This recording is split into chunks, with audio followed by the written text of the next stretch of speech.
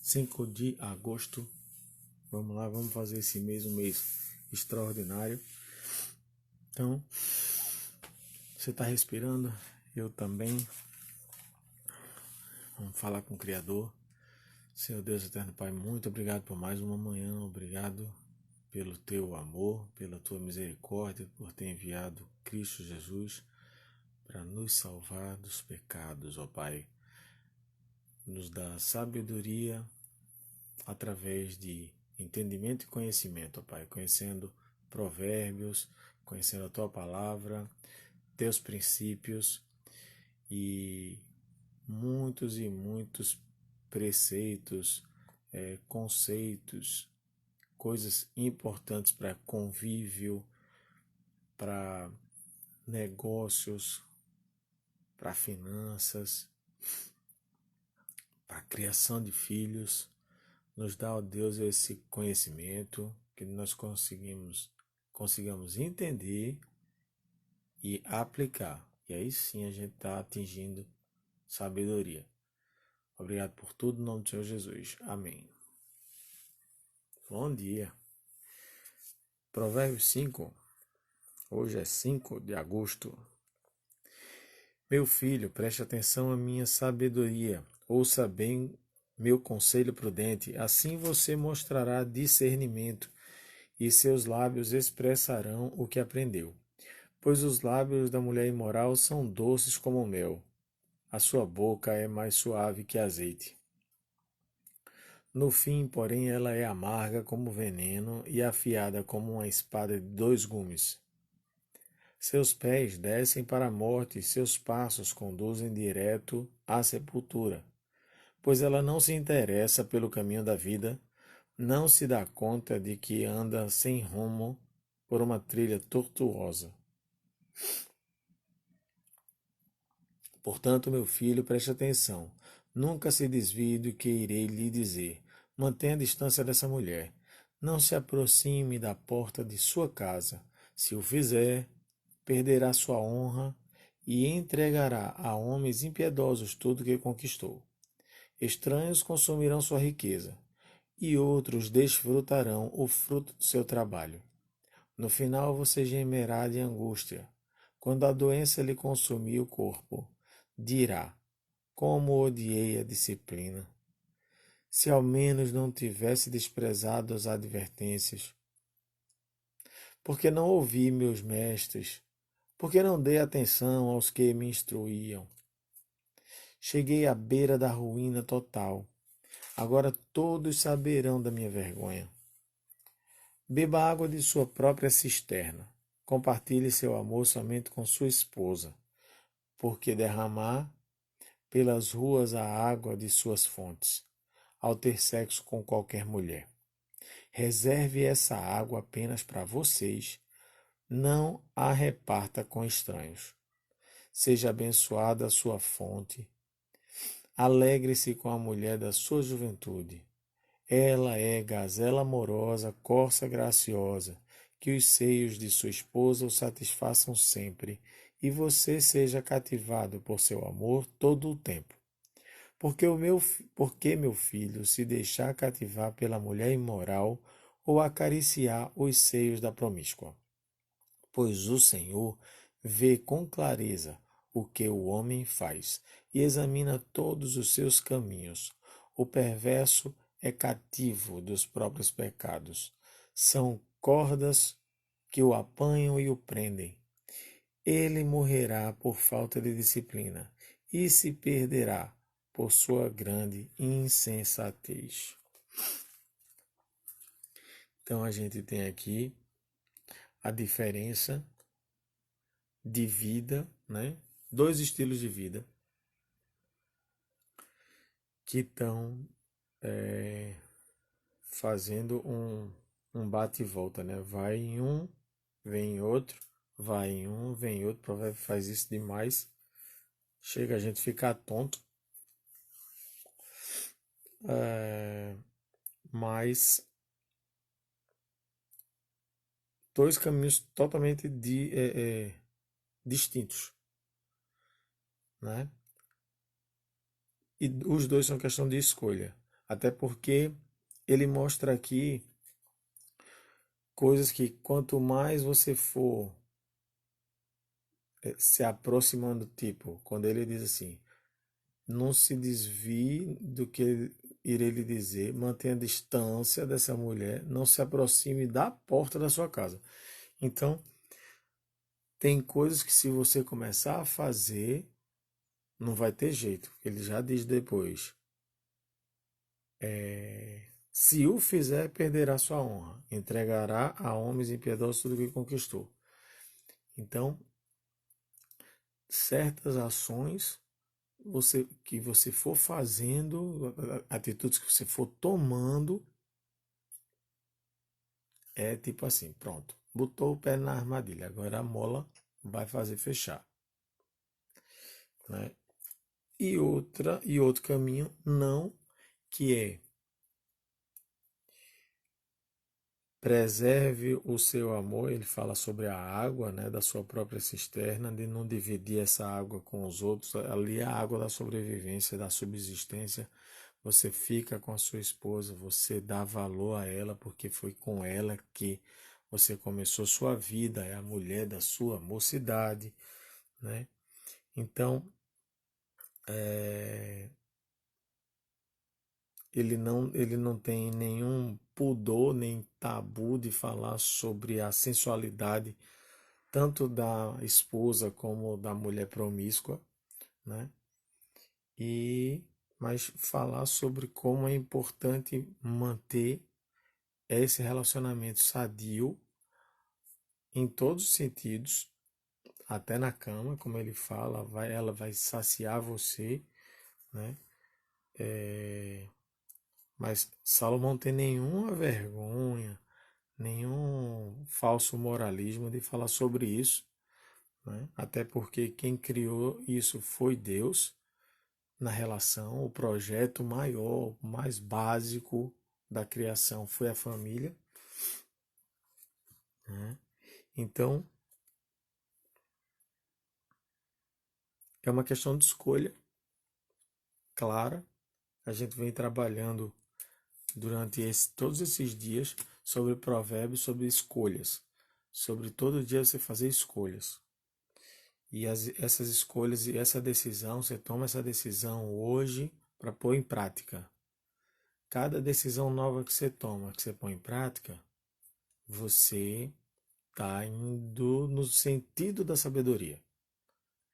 Então, você tomou uma decisão ontem com base em um dos versículos. Eu falei sobre, no meu caso, ontem, foi sobre foco, sobre procrastinação, de não me desviar porque foi assim até que terminou o capítulo. Eu fiz as coisas que eu tinha para fazer ontem. Fez ou não fez? Olhar, verificar e corrigir para fazer. Se eu faço isso todo dia e começo a aplicar aquilo que eu decidi ontem, eu estou num rumo melhor, tanto dos meus resultados, como eu estou aplicando o entendimento, o conhecimento, na verdade, aplicando o conhecimento, eu entendi, e quando eu aplicar o conhecimento que está aqui, que eu tomei a decisão, eu estou atingindo sabedoria nesse ponto. Pronto. Aqui no 5 praticamente são duas escolhas só que estão propostas. Andar com a sua sabedoria, com a sua esposa, com a sua mulher, ou não tenho mulher ainda. Não ande com a mulher imoral. Não ande com a mulher promíscua. E o que é isso? Amigo, você descobre, você sabe. Você tem como saber. Se você não sabe o que é que significa promíscua e imoral, então vai para o dicionário, que é mais um exercício, né? Então, a gente tem aqui dois caminhos e os dois a decisão vai dos conselhos mais simples. Não chegue nem perto. Quanto mais perto você chegar, você se dá mal. A nossa, o nosso cérebro funciona de formas maravilhosas, milagrosas, que Deus o fez assim, mas é muito complicado que algo que nós nunca tenhamos visto, ele seja criado por nós, né? É mais difícil. Então, por exemplo, eh, a gente precisa fazer planos. A Bíblia diz para fazer planos. A Bíblia não diz que todos os planos que a gente vai fazer, eles vão se realizar. Mas a gente deve planejar. Ah, eu vou construir uma casa. Qual aquele que antes de construir uma ponte, uma casa, não verifica material, não verifica as pessoas que vão trabalhar? Tá mais ou menos assim na palavra. Não verifica o tempo que vai levar. Papapá. Então, planejamento é necessário. Daí, se vai acontecer ou não, tem a vontade de Deus que é soberana e as suas ações, porque se você ficar de braço cruzado ou deitado na rede, Deus não vai fazer a casa ou a ponte ou isso e aquilo. Então você tem que planejar, estar submisso à vontade de Deus, mas fazer sua parte. E você não pode se entregar. Você não pode relaxar. Você tem que seguir em frente com cada decisão, com cada parte do plano. E eu perdi minha linha de raciocínio. Tá falando de plano por alguma razão. E antes disso estava falando sobre as decisões. E sobre o cérebro. E sobre imaginação. Pronto.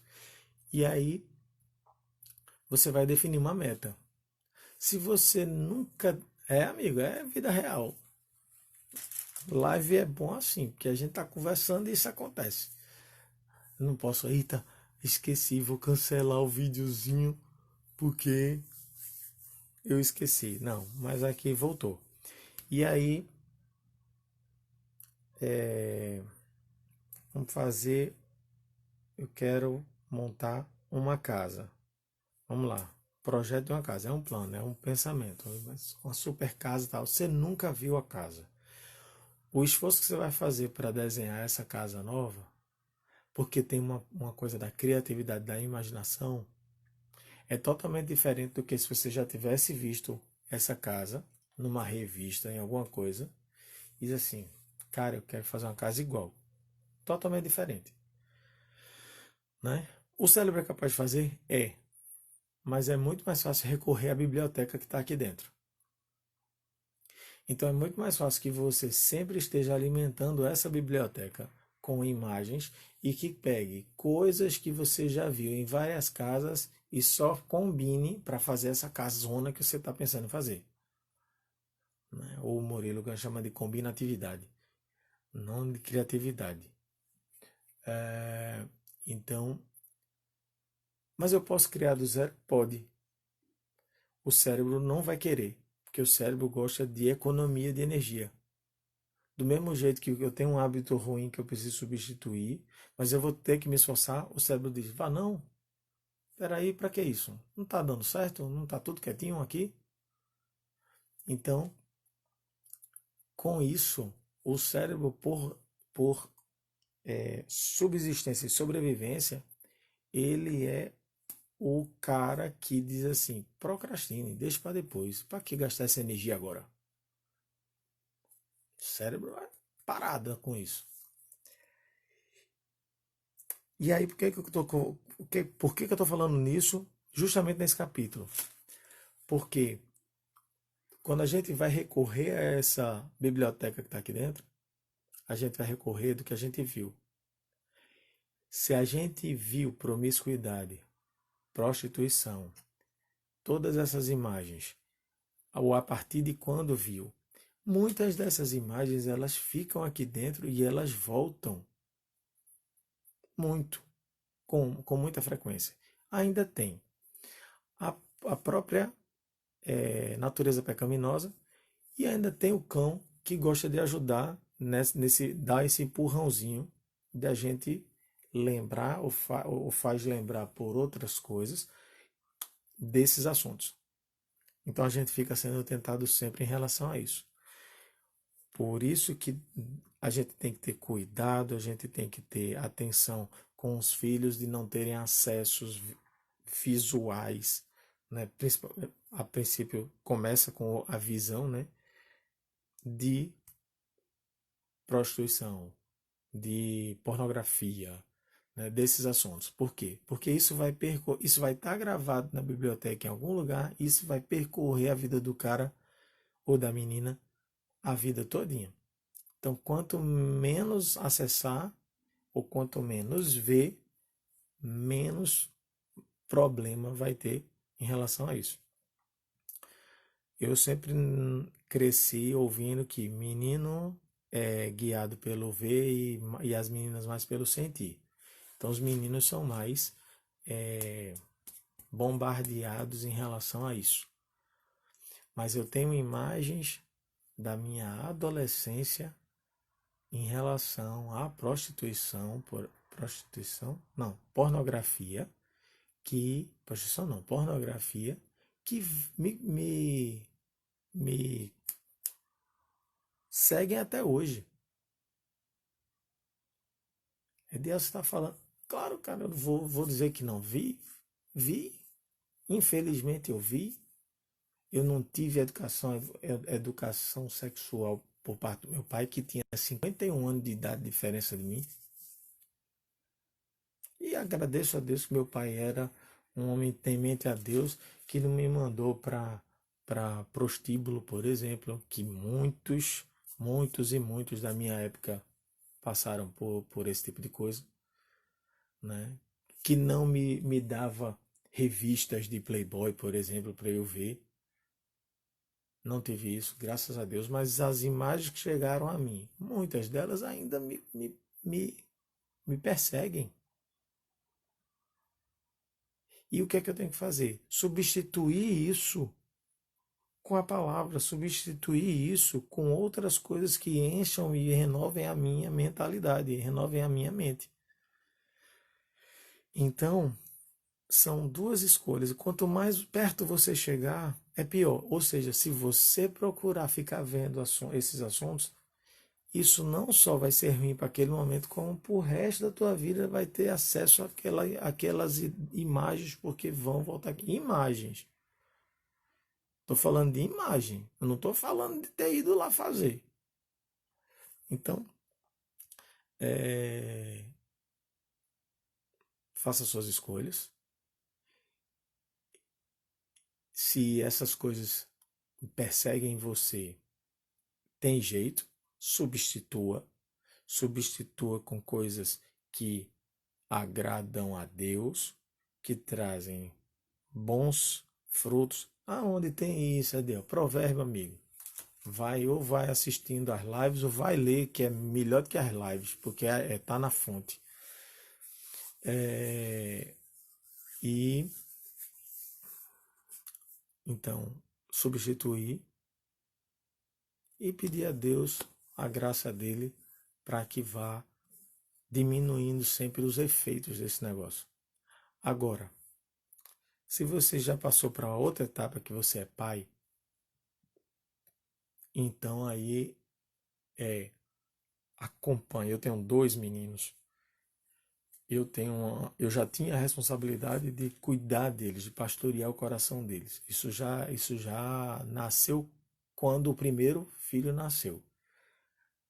Mas depois desse entendimento, o lance de cuidado que ele vai ver, cuidado que ele vai aplicar, né? Ontem ele estava assistindo uma série, deixei assistir a série. Tem cena que eu não gostei e não tem nada a ver com o tema de hoje, mas fazer coisas que machucam o outro, brincadeiras de mau gosto e tudo mais. E aí eu disse assim, você acha que você deveria assistir? Porque eu estou tentando agora mudar o contexto. Em vez de eu dizer assim, não assiste isso. O grande já tem condições de começar a compreender e tomar a decisão. Então, estou formando de outra forma. Você acha que deveria assistir isso? Ele faz uma cara, como se não estivesse entendendo. E eu disse: Jesus faria o que o Tom faz? Turma da Mônica, por exemplo. Jesus faria o que a Mônica faz com os meninos? Jesus faria o que o Cebolinha e o Cascão fazem com a Mônica? Fazem não, pai. Então, você deveria estar assistindo isso. Pronto, aí, quando ele disse, eu não deveria não. Se é por isso que você não vai continuar mais assistindo. E aí, ontem ele já tomou a primeira decisão de uma outra série, estou usando Mônica como exemplo, de uma outra série que ele disse, não vou continuar assistindo mais não. Primeira vez que eu não mais proibi, mas que eu consegui mostrá-lo que ele precisava perceber, ter um olhar crítico do conteúdo que ele está assistindo. Então tem que acompanhar os filhos, tem que estar junto, principalmente quando chegar na hora, quando tiver na hora de estar falando também sobre a sensualidade, a sexualidade e sobre as escolhas entre esses dois tipos de mulher. Isso vai trazer resultados incríveis para a vida deles. Quanto aos meus, eu sei que isso é responsabilidade minha, né? E eu não quero passar esse cálice, né? Então, Deus abençoe. Uma excelente quarta-feira para você. Quarta.